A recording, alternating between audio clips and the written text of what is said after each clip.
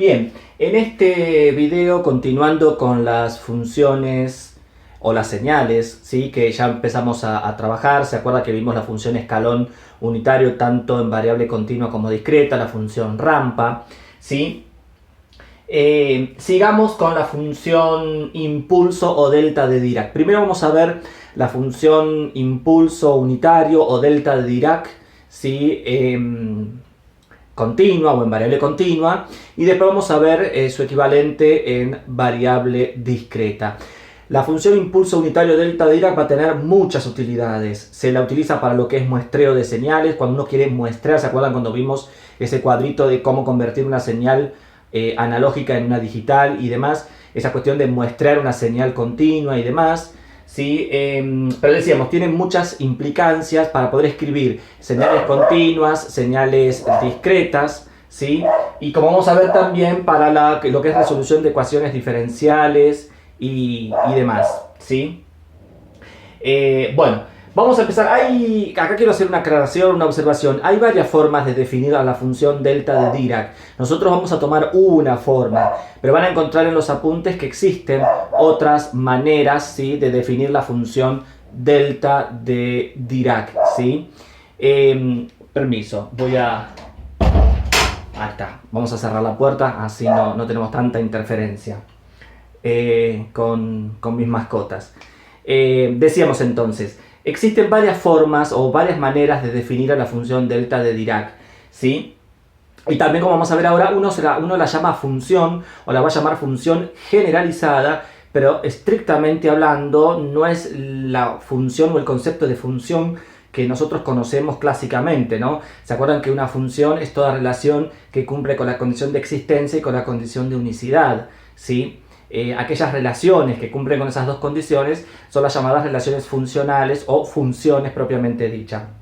Vamos a ver que la delta de Dirac, ¿sí? No cumple con eso estrictamente hablando, pero podemos utilizarla, o de hecho se la utiliza en función, valga la redundancia, de lo que provoca si la combinamos con funciones. Es decir, las consecuencias que tiene el combinar funciones con la delta de Dirac, qué consecuencias implica eso, qué consecuencias trae, qué consecuencias interesantes tiene, y en base a esa relación, ¿sí? Entre las funciones tradicionalmente que nosotros conocemos con la delta de Dirac, podemos ver justamente, o podemos definir justamente, ¿no?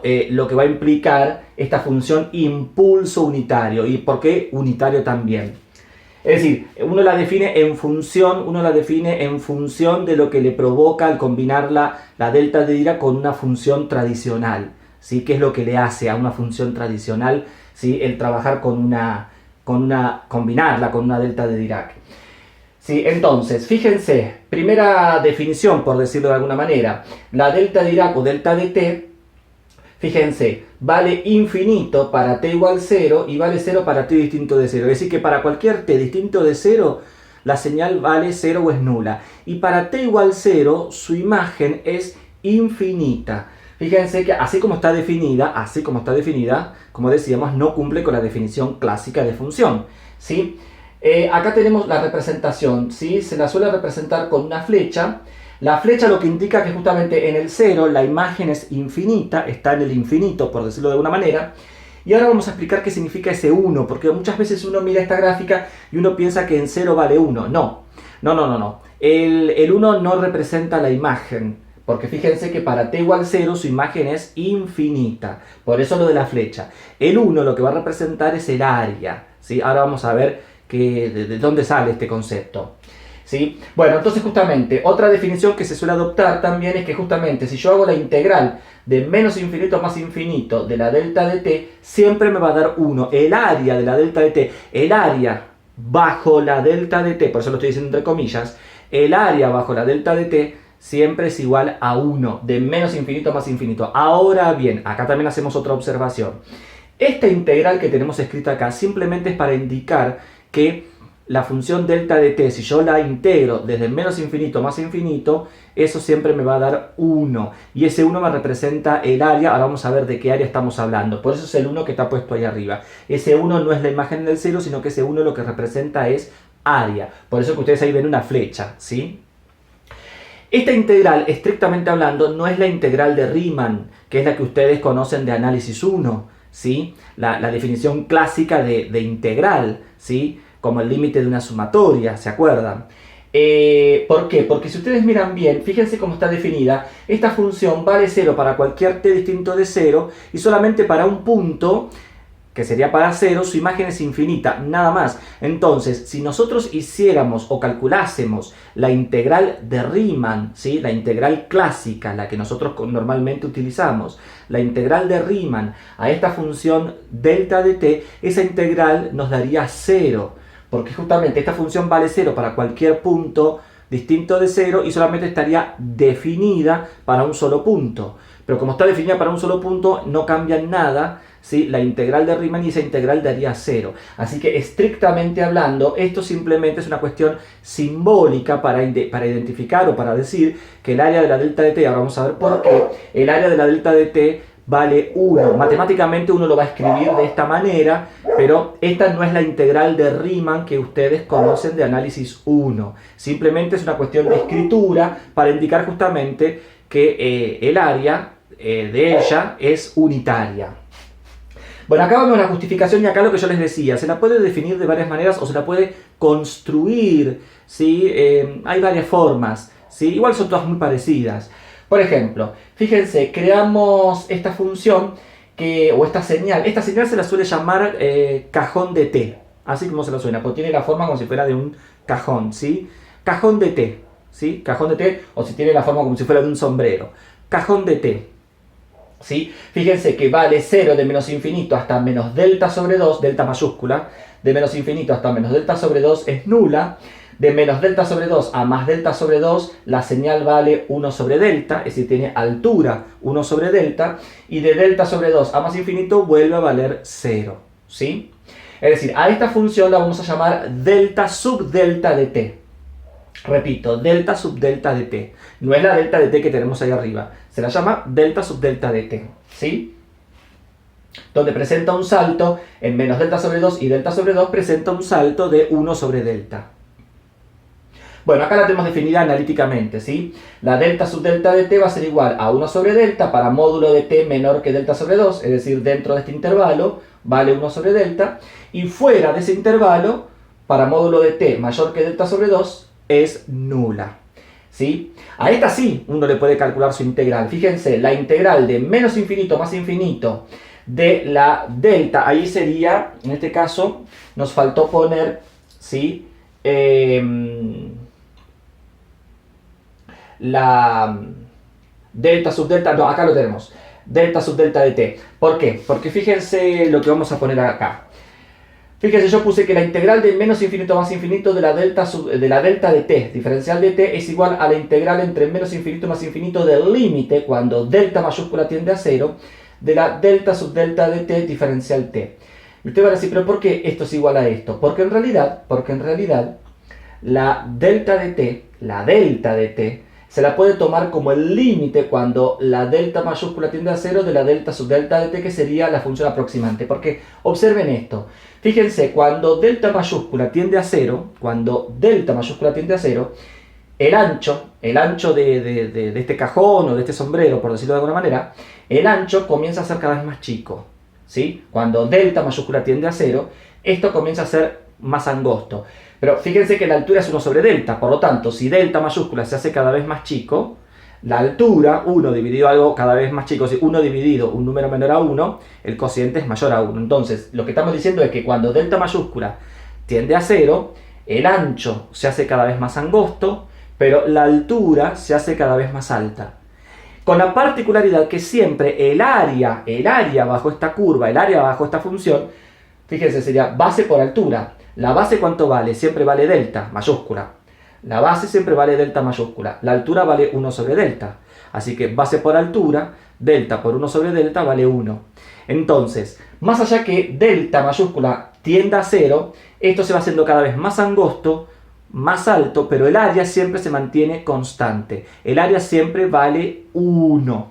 ¿Sí? Y en el límite justamente cuando la delta mayúscula tiende a 0, en el límite cuando esto se hizo 0, la altura se disparó al infinito. Y ahí tenemos justamente la delta de t. Por eso que esta función, la delta sub delta de t, es aproximante a la delta de t. Y justamente el límite cuando la delta mayúscula tiende a 0 de la delta sub delta de t va a ser justamente la delta de t o impulso unitario.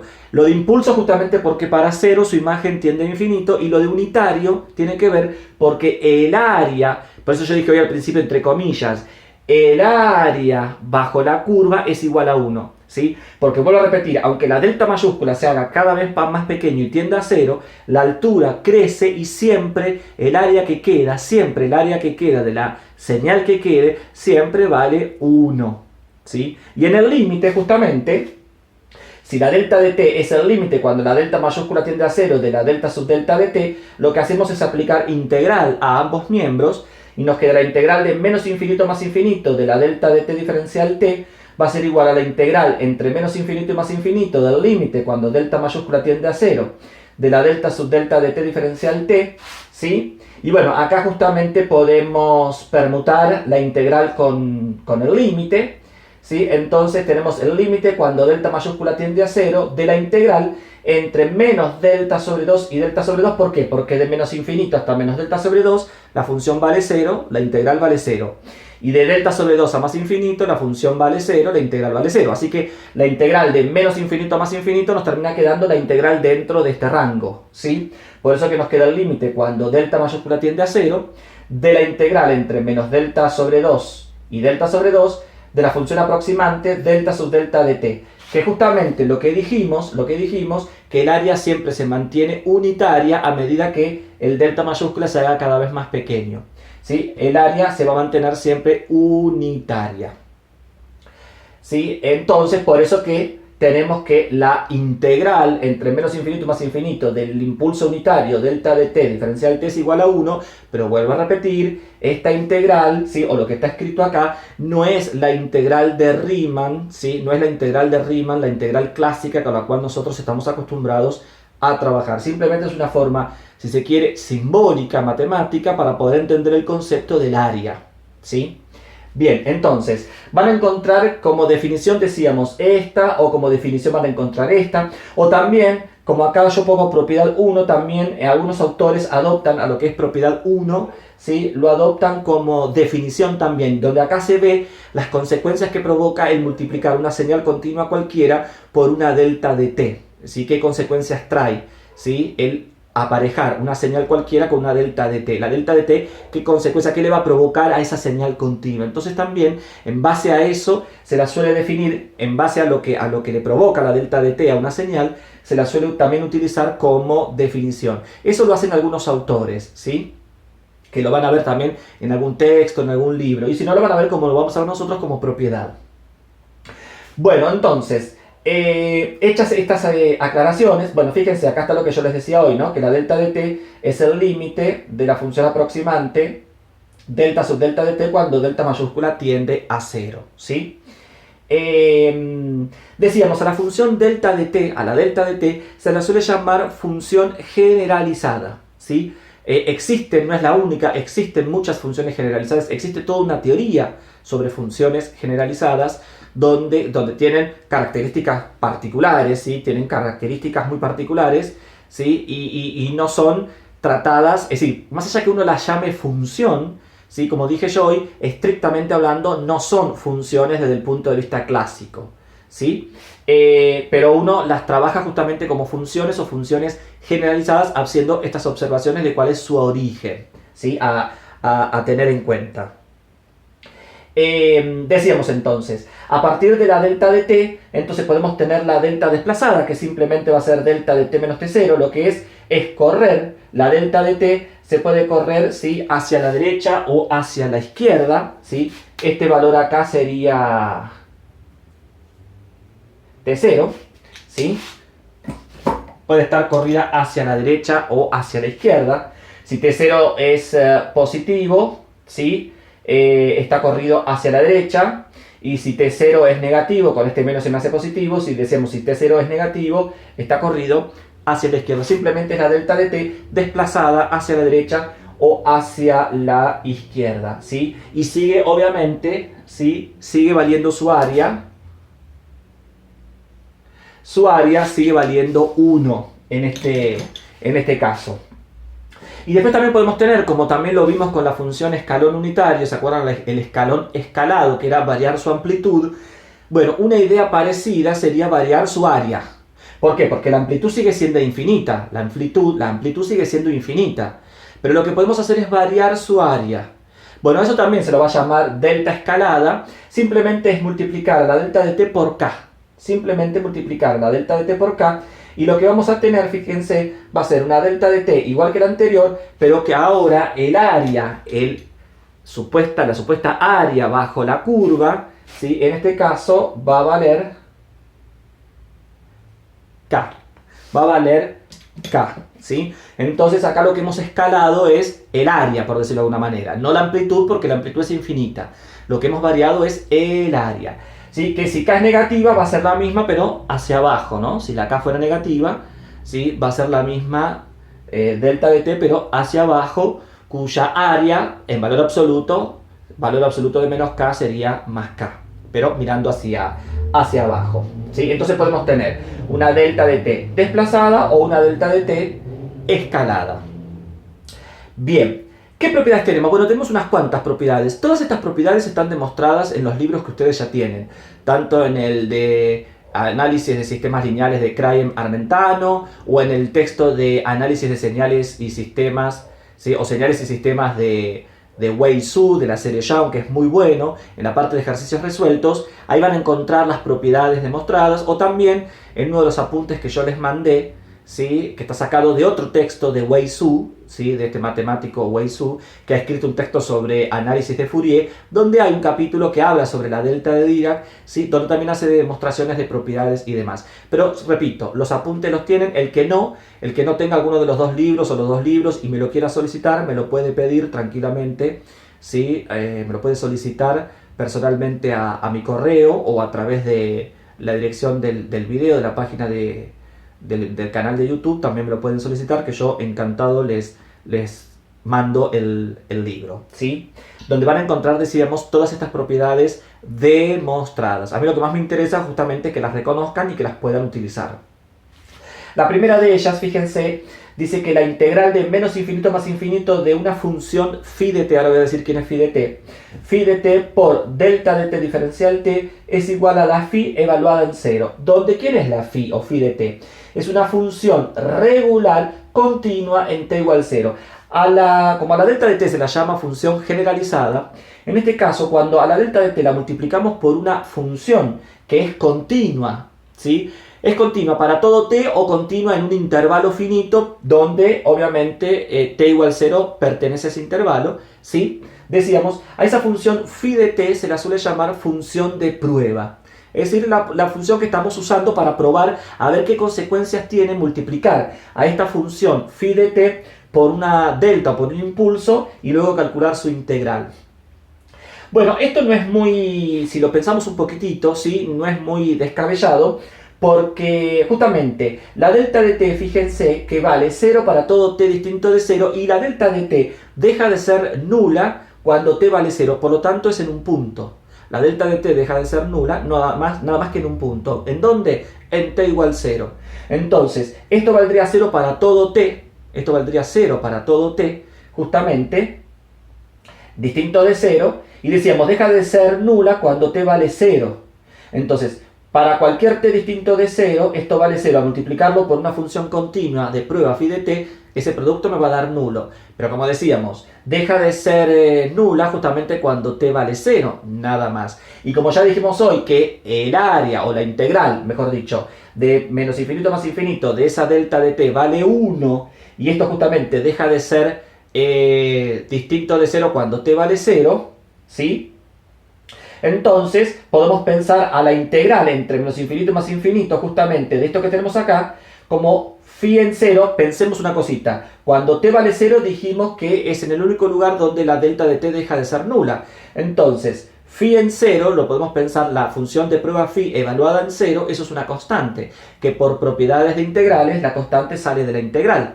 y nos quedaría phi en 0 por la integral entre menos infinito más infinito de la delta de t diferencial t, que ya dijimos que eso vale 1. Por esa phi en 0 nos termina quedando la función de prueba en 0. Esa sería la idea, la interpretación de lo que estamos haciendo acá. Recuerden que esto que estamos escribiendo acá, otra vez, no es la integral de Riemann que ustedes conocen, simplemente que lo estamos escribiendo de esta manera para darle una interpretación, ¿no?, de lo que la delta de t provoca multiplicarla por una señal continua, ¿sí? Pero decíamos, no es la integral de Riemann clásica que ustedes conocen de análisis 1, ¿sí? Entonces, la integral entre menos infinito más infinito de cualquier función de prueba continua que incluya a t igual 0 por el impulso unitario delta de t va a ser justamente la función de prueba evaluada en 0. Que esto es un número, ¿eh? Esto es un número que puede ser positivo o negativo. Decíamos, algunos autores adoptan a la propiedad 1 también como definición de la delta de t. Como definición de la delta de t. Después, ¿qué otras propiedades podemos tener acá? Bueno, fíjense, la propiedad 2 sería como la propiedad 1, pero ahora por una delta de t desplazada, ¿sí? Va a ser lo mismo. La integral entre menos infinito y más infinito de una función de prueba phi de t por un impulso desplazado t0 unidades, es decir, phi de t por delta de t menos t0 diferencial t, no va a ser otra cosa que la función de prueba evaluada en t0. Obviamente que acá la función de prueba phi de t tiene que ser continua, ¿sí? Para todo t, o por lo menos tiene que ser continua en un intervalo finito, ¿sí? Tal que t sub 0 pertenezca a ese intervalo. Después fíjense que tenemos otra propiedad muy interesante, que la delta de a por t, es decir, multiplicar a la variable t por una constante a distinta de 0, lo que provoca eso es una modificación de escala. Lo que provoca es una modificación de escala. Esto lo vamos a ver después cuando justamente empecemos a trabajar con señales. Esto que yo les decía, los corrimientos, amplitudes, reflexión, inversión. Bueno, lo vamos a ver bien ahí. Cuando uno multiplica la variable independiente, en este caso t, por un número distinto de 0, lo que provoca es una variación de escala, la escala de la variable independiente, ¿no? Que puede ser ampliarla o reducirla. Eso hace que la señal se vea más grande o se vea más chica, se vea lo que se llama dilatada o contraída, ¿sí? Bien, entonces, la delta de a por t es igual a 1 sobre módulo de a, porque justamente a puede ser positivo o negativo, distinto de 0 obviamente, 1 sobre módulo de a por la delta de t, ¿sí? Eso es lo que va a pasar si multiplicamos a la t por una constante. Aclaro que todas estas propiedades están demostradas, ¿eh?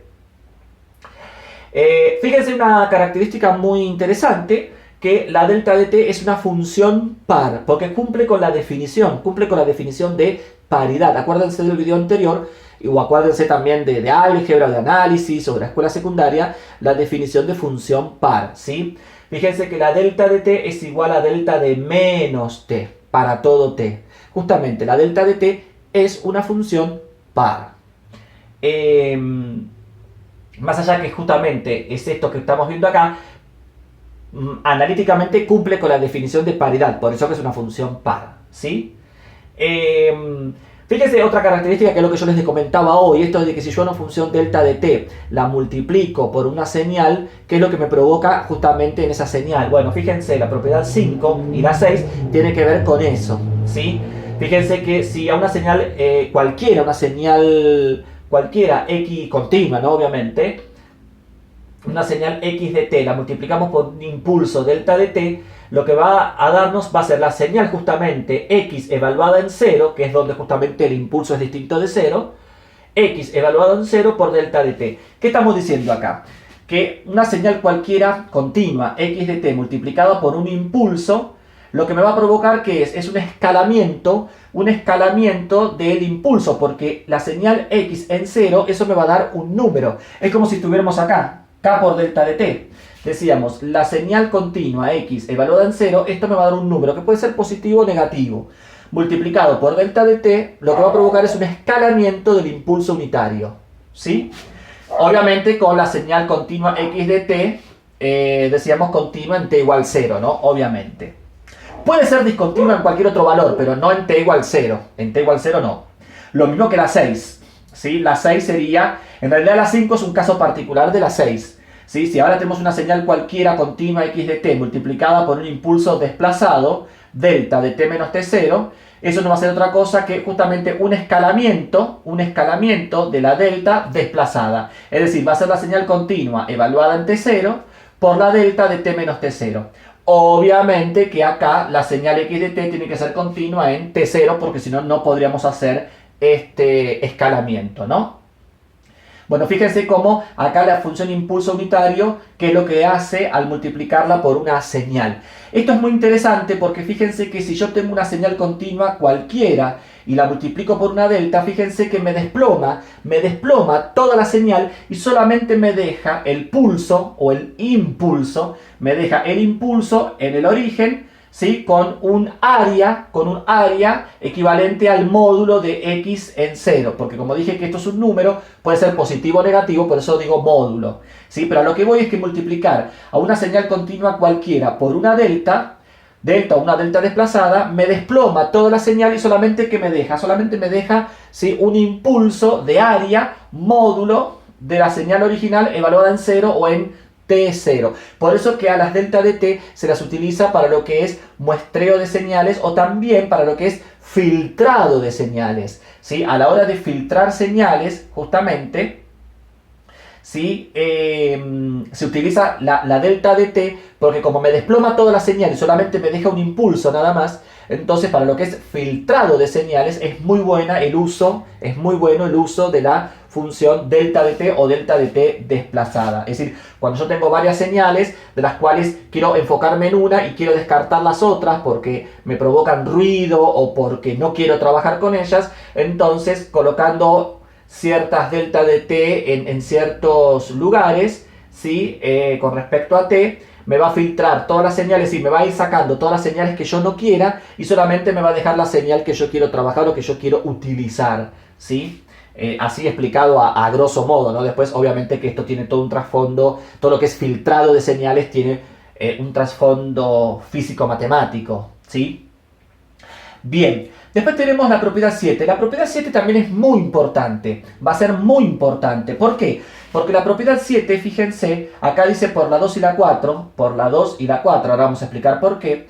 La propiedad 7 lo que me está diciendo es que toda señal continua, fíjense, toda señal continua x de t, la vamos a poder escribir en función de impulsos unitarios desplazados, ¿sí?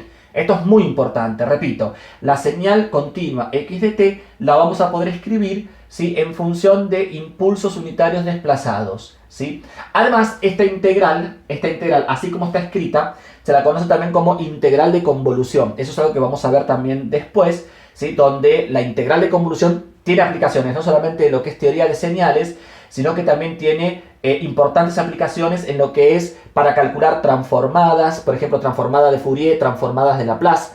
Para los que ya han visto, por ejemplo, la transformada de Laplace como herramienta para resolver ecuaciones diferenciales, existe un famoso teorema llamado el teorema de convolución o el teorema de Borel, justamente donde la integral de convolución va a tener incidencia y nos va a permitir, por ejemplo, poder calcular no solamente transformadas de Laplace, sino transformadas inversas de Laplace para resolver ecuaciones diferenciales. Son herramientas matemáticas, ¿sí? Ahí la convolución es una herramienta matemática que nos va a permitir poder resolver ecuaciones diferenciales, por ejemplo, ¿sí?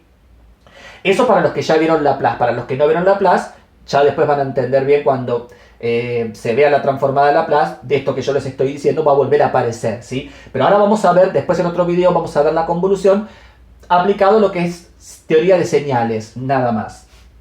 No como aplicación o como herramienta para transformadas. Bueno, decíamos entonces que la propiedad 7 es muy importante porque nos dice que la señal continua, que cualquier señal continua x de t, se la va a poder escribir en función de deltas desplazados. Pero ojo como está escrito acá, porque si ustedes observan bien, la integral va de menos infinito a más infinito de x de tau, esa es la letra griega minúscula t, que se llama tau, ¿sí? Decíamos la integral de menos infinito a más infinito de x de tau por delta de t menos tau diferencial tau. La integral es respecto de tau. La integral esta es un producto, ¿sí? Donde obviamente uno va a tomar en cuenta lo que uno ya sabe, ¿sí? La integral es respecto de tau, ¿sí? Pero el resultado no va a ser la función original en un valor determinado, sino va a ser un número, sino que el resultado de esta integral va a ser una señal continua x de t para todo t, obviamente, ¿sí? Por eso que esta propiedad es muy importante. Y decíamos que esto surge a partir de la 2 y de la 4. ¿Por qué? Porque si ustedes miran bien, la 2 dice que la integral de menos infinito más infinito de phi de t por delta de t menos t0 diferencial t, eso va a ser phi de t0. Bueno, fíjense, esto que yo voy a comentar ahora es como si fuera una demostración. No está escrito, pero lo voy comentando, ¿sí? Igual también lo tienen en los textos. Comparemos la 2 con lo que tenemos acá escrito, ¿sí? Fíjense, yo tengo x de t. Bueno, acá tengo phi de t. Donde dice t0, donde hay t0 lo vamos a reemplazar por t. Y donde dice t, lo vamos a reemplazar por tau. Hacemos ese cambio de variables. Repito, en la propiedad 2, donde dice t0 lo reemplazamos por t. Y donde dice t, lo reemplazamos por tau. Si hacemos eso, ¿qué nos quedaría? Nos quedaría la integral entre menos infinito y más infinito de phi de tau por delta de tau menos t, diferencial tau igual a phi de t. ¿Sí? Bien, y la propiedad 4 me dice que la delta es par. ¿Qué significa entonces? Que recuerden, tener delta de tau menos t, justamente por ser par la delta, repito, tener delta de tau menos t es lo mismo que tener delta de t menos tau.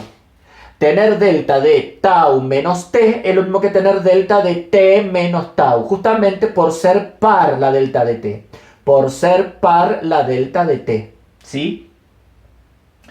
Entonces, vuelvo a repetir, nos queda la integral entre menos infinito y más infinito, dijimos, de la phi de tau por delta de tau menos t, diferencial tau, igual a phi de t.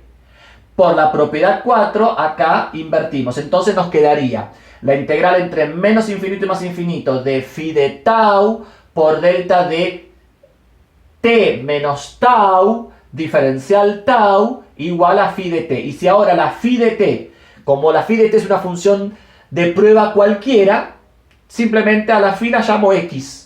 Y ahí tenemos la propiedad 7, porque nos quedaría la integral entre menos infinito y más infinito de x de tau por delta, dijimos, de t menos tau, acá está, diferencial tau, igual a ¿quién? A x en t. A x en t porque se acuerdan que a t0 lo hemos llamado t. Así que por eso, como dice acá, usando la propiedad 2 y la propiedad 4, tenemos que toda señal continua x de t se la va a poder escribir en función de deltas desplazados, ¿sí? La propiedad 7, como decíamos, es muy importante porque también, justamente, si yo a la x de t la puedo escribir con deltas desplazados, también me va a servir para después todo lo que es la parte de muestreo de una señal continua y demás. Bien, después que tenemos el concepto de derivada generalizada. Y acá también hacemos una observación, esto también lo tienen explicado en los dos textos, ¿sí? Esto simplemente es una síntesis. El concepto de derivada generalizada. Ustedes se acuerdan, ¿sí? Para los que lo han visto en la escuela técnica, para los que han cursado escuela técnica, ¿sí? En los últimos años de la escuela técnica o en los primeros años o en el primer año de carreras de ingeniería o cualquier carrera que tenga análisis matemático, ¿sí? Se ha visto que a la hora de calcular la derivada de una función se exige que, si yo voy a calcular la derivada de una función en un punto, que la función sea continua en ese punto, ¿sí? ¿Se acuerdan que es una condición necesaria pero no suficiente? Es decir, con que sea continua no alcanza para que sea derivable. Con que sea continua no alcanza para que sea derivable. Pero en principio, una condición necesaria, ¿sí? Es que sea continua, ¿sí? La función en el punto, ¿sí? ¿Por qué? Porque si la función, pensemos ahora como el contrarrecíproco, si la función no es continua en un punto t, entonces no va a ser derivable. Si no es continua en un punto t, entonces no va a ser derivable. Eso seguro. ¿sí? Entonces, por ejemplo, ¿sí? Si yo quiero, por ejemplo, esta que está acá, esta función que está acá, en menos delta sobre 2 y delta sobre 2, fíjense que acá hay un salto. ¿Se acuerdan que el salto uno lo dibuja en línea continua, pero eso es una cuestión de dibujo nada más, ¿eh? Eso de dibujarlo en línea continua es una cuestión de dibujo nada más. Pero uno que diría, por ejemplo, que en menos delta sobre 2 y en delta sobre 2 que hay un salto, ¿sí? Un salto finito, ahí no es derivable.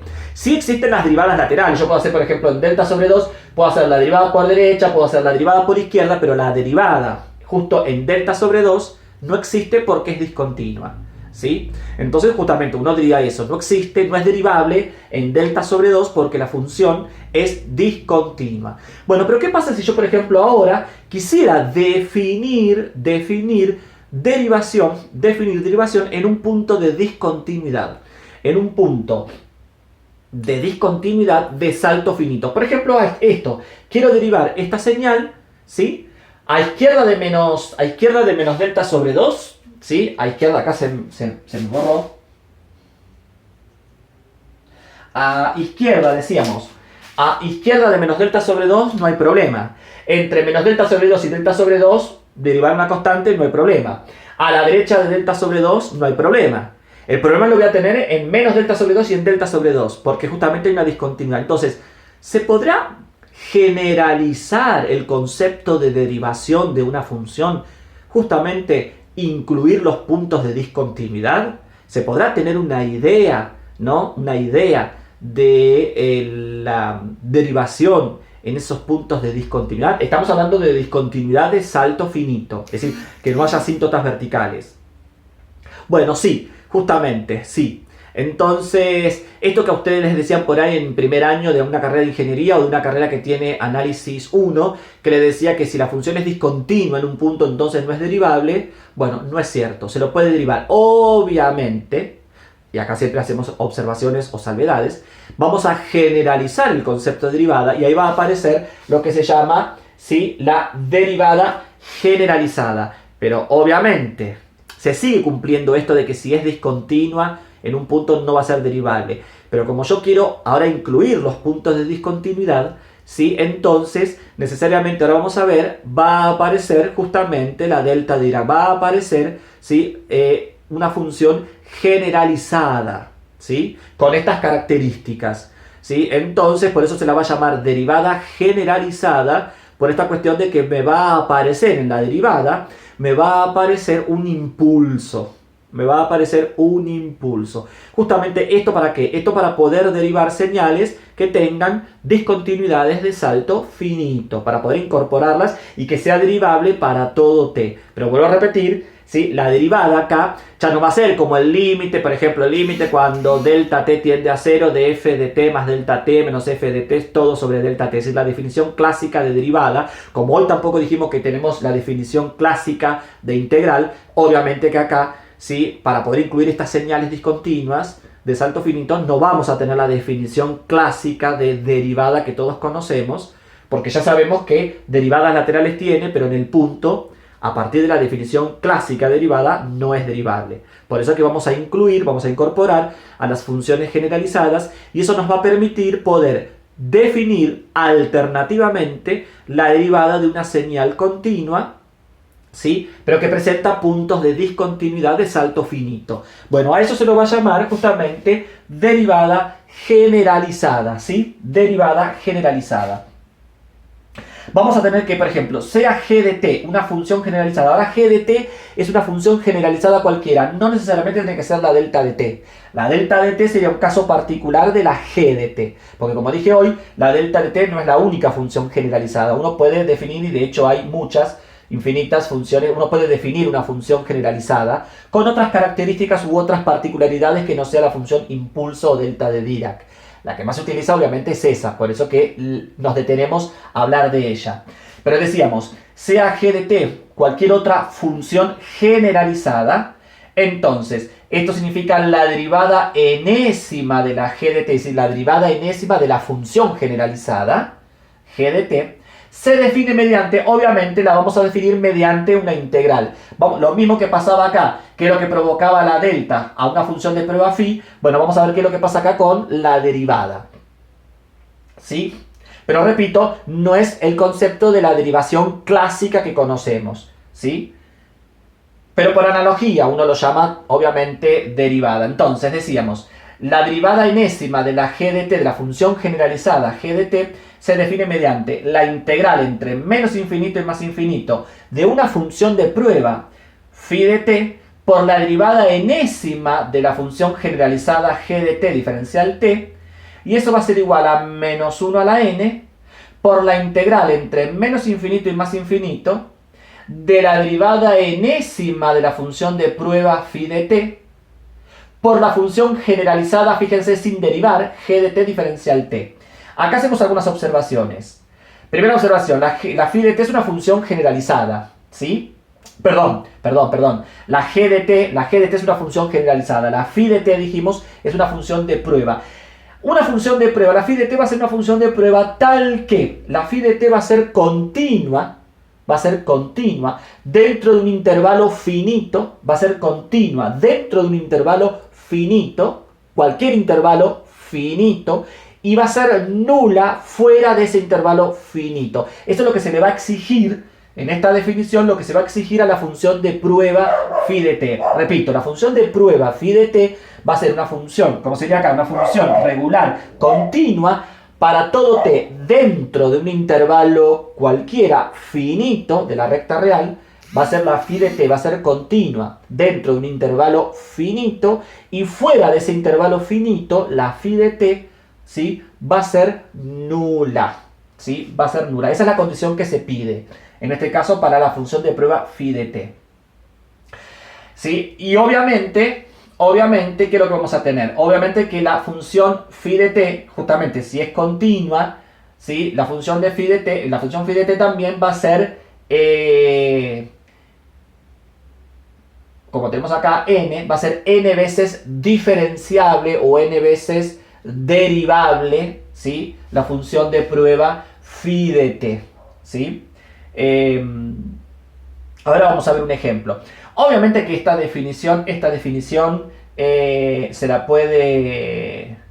tiene una deducción, tiene una deducción matemática, que eso, repito, también lo van a encontrar en los textos. Es decir, esto no es caprichosamente, ¿no?, que esta integral es igual al menos 1 a la n, ¿de dónde sale ese menos 1 a la n y demás? Obviamente que esta definición que estamos dando acá de manera sintética tiene una interpretación, si se quiere, analítica o geométrica, como hicimos hoy acá con lo del área, ¿sí? Repito, esto obviamente que tiene una interpretación analítica que lo pueden encontrar en los textos o en los apuntes, ¿sí?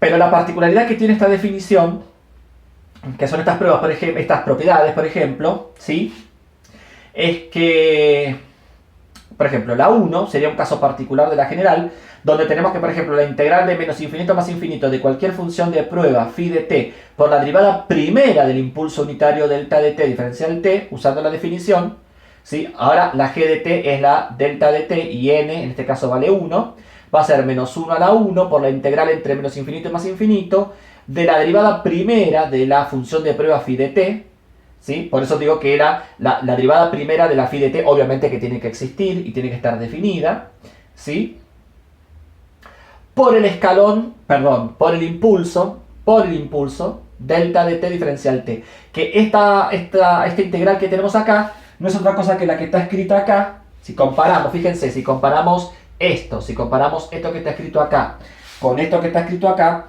nos termina dando la función de prueba en 0. En este caso, acá sería la derivada primera de la función de prueba, ¿ven? La derivada primera de la función de prueba en 0, con el menos adelante, que es lo que aparece según la fórmula. ¿Sí? Entonces, lo que estamos diciendo acá es que multiplicar una función de prueba por la derivada primera de un impulso, ¿sí?, nos termina dando la derivada primera de la función de prueba en el origen, que es donde el impulso deja de ser nula, porque para cualquier otro t el impulso es nulo, ¿sí?, por menos 1, ¿sí? Y podemos hacerlo también para calcular la derivada segunda, tercera y demás. Entonces, decíamos que la derivada enésima de una función general o de una función generalizada cualquiera, como puede ser la delta de t, viene definida por esta integral. La derivada enésima viene definida por esta integral, ¿sí? Acá lo tenemos, ¿ven? Derivada de la delta de t, derivada de la delta de t. Fíjense que yo no estoy poniendo delta prima de t igual como estamos acostumbrados, porque dije que acá el concepto de derivación clásica que conocemos de análisis 1 no es esto, ¿sí?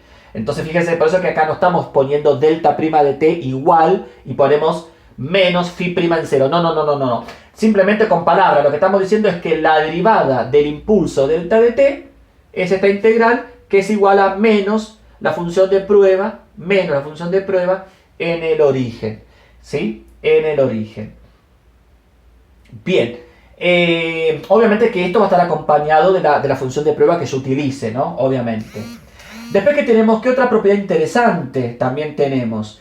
Que existe una relación, que ya algo dijimos en otro video, existe una relación entre el impulso unitario delta de t y el escalón unitario u de t, ¿sí? Que justamente, fíjense, la derivada primera del escalón unitario, que se acuerdan que en 0 presenta un salto finito de altura 1, ¿sí? Entonces, la derivada primera del escalón unitario no es otra cosa que la delta de Dirac, no es otra cosa que la función impulso unitario.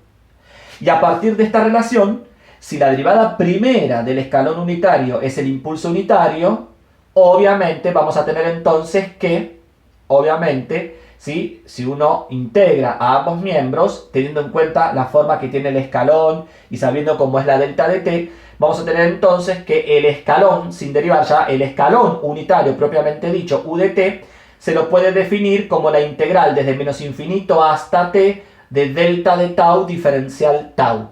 A partir de esto, esto se demuestra, ¿sí? A partir de esto, si la derivada primera del escalón unitario es el impulso unitario, entonces tenemos que el escalón unitario, ¿sí? Como ven, siempre, a veces me confundo escalón unitario, impulso unitario, por hablar rápido, decíamos entonces que la derivada primera del escalón unitario es el impulso unitario, entonces significa que el escalón unitario se lo va a poder definir como la integral desde menos infinito hasta t de delta de tau diferencial tau. Se pone tau y no se pone t porque el límite superior es t, entonces acá siempre se suele usar otra variable llamada variable muda o comodín. Podría ser delta de t diferencial t, pero se suele utilizar otra variable para no confundirla con el límite superior, que además es una variable, ¿sí?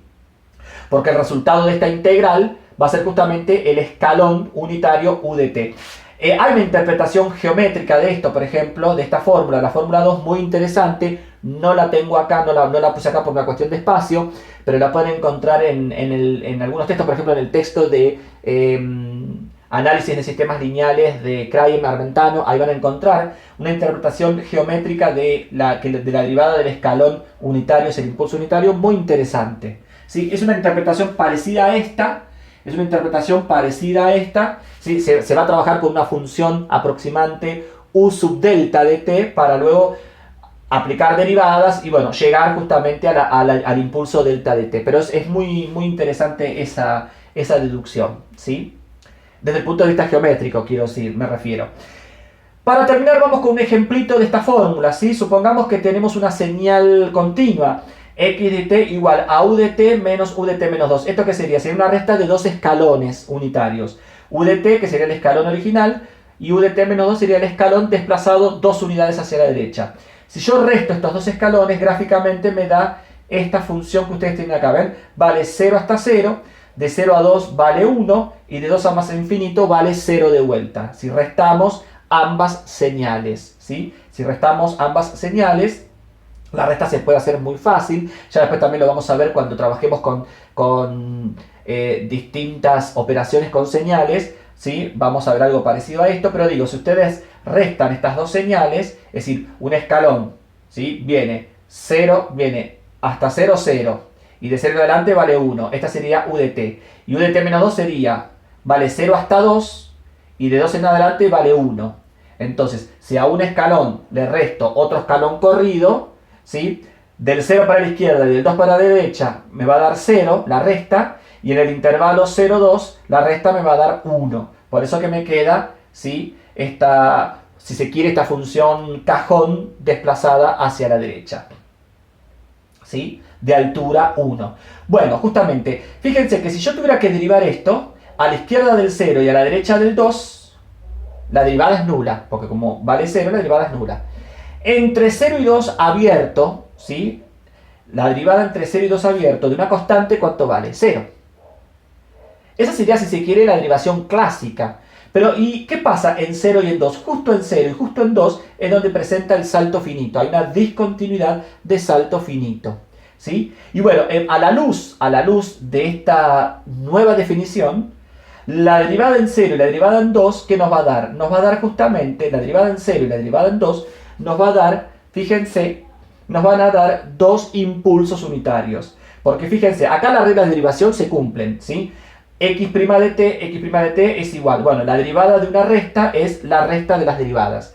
Así que nos queda la derivada del escalón unitario, U' de t, menos la derivada del escalón unitario desplazado en 2, menos U' de t menos 2. ¿Sí? Y en base a la propiedad 2,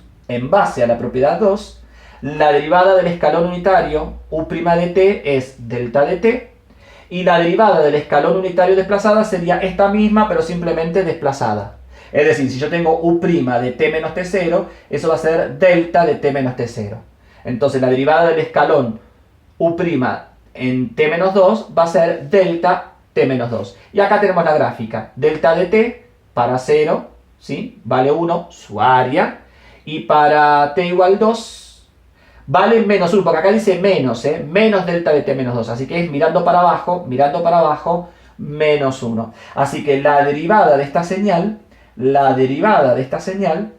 ¿sí? La derivada de u de t menos u de t menos 2 es delta de t menos delta de t menos 2. Y acá tenemos su gráfica. Ahí tenemos su gráfica. Simplemente se grafican los impulsos nada más. Simplemente se grafican los impulsos, porque el resto vale todo 0. Simplemente se grafican los impulsos. Entonces ahora tenemos una forma generalizada, vuelvo a repetir, ahora tenemos una forma generalizada de calcular derivadas de cualquier señal continua. Continua que sea continua para todo t o que presente puntos de discontinuidad. Pero los puntos de discontinuidad tienen que ser discontinuidades obviamente de salto finito, porque si hay asíntotas verticales, ahí sí no está definido tampoco, no está definido, o esta fórmula no sirve, ¿sí? para definir la derivada en esos lugares que presenta discontinuidades de salto infinito, sino que esto está pensado para discontinuidades de salto finito. Bien, como siempre digo, esto es una síntesis, ¿no? Todas estas propiedades están demostradas, esta definición también, como dije, hay una interpretación geométrica, esto siempre es una síntesis apretada, obviamente que esto uno lo puede desarrollar mucho más, todo esto lo complementan con los dos textos que ya tienen, con los apuntes que ya tienen, ¿sí? En el próximo video vamos a ver el impulso delta Dirac, pero en su variable discreta. Es mucho más fácil, obviamente, es mucho más fácil. Vamos a ver cómo acá, como una señal continua, se la puede escribir en función de deltas de Dirac continuas, a una señal discreta, ¿sí? A una secuencia de muestras, también se las va a poder escribir en función de deltas de Dirac discretas, por ejemplo, ¿sí? Y bueno, y ya nos vamos metiendo después con el trabajo de señales, ¿sí? Y falta lo de periodicidad y falta lo de convolución, como para terminar o cerrar, ¿sí? Lo que es la parte de señales, para después meternos con sistemas, ¿no? Obviamente. Así que cualquier duda, cualquier pregunta, como siempre, al correo, ¿sí? O al canal de YouTube, en la parte de observaciones y demás, pueden hacerme todas las preguntas, recomendaciones u observaciones que crean o que consideren necesarias, o pedido de algún material si lo necesitan. Espero que mínimamente se haya entendido y bueno, nos estamos viendo entonces en el próximo video.